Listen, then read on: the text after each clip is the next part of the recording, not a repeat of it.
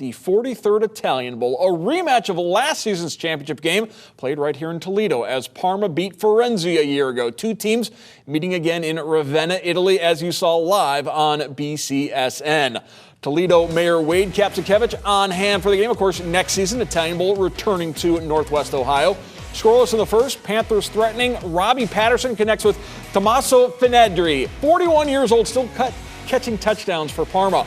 Second quarter, defending champions take over. Patterson fakes the handoff to Luca Aldretti, keeps it himself for Montana. Quarterback has the grizz to score untouched.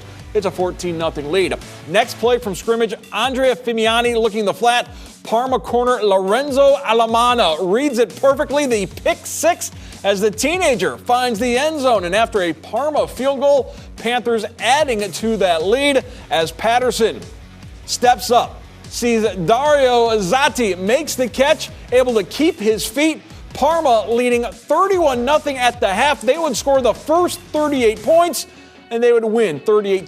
Firenze getting several late touchdowns in the fourth quarter as Parma wins their second straight championship, 7th overall.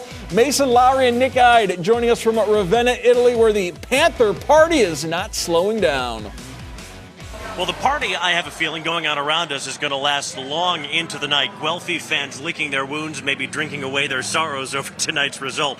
Parma fans genuinely delighted to win their second consecutive Italian Bowl championship, but what I think was most remarkable about this game, just how dominant Parma truly was for the first half hour. It's not a surprise that they won. It's a shock to see them win the way that they did. No, for sure. And to see them down, the Guelphi down 38-0 going, in the middle of the third quarter was just a surprise.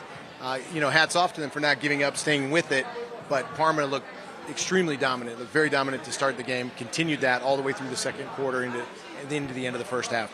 In some ways, it was very similar to last year's Italian Bowl. Now, that obviously ended up being almost the exact same margin of defeat in the end for the Guelphi. Last year was 16. This year, not quite so bad in the end.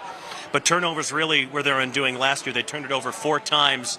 Tonight, 3 times, but those first 2, the Lorenzo Alamano pick 6 and the fumble that was forced by Dennis Bilkery on the Guelphi's first drive, that put Firenze behind the 8 ball almost immediately. It did. It took the air out of the Guelphi, and we also saw penalties, too. Again, another issue. 19 of them, in fact. Yeah, and quite a few personal fouls, so the emotions got the better part of the Guelphi, and they just couldn't recover. They continued to fight, but it was just too late towards the end.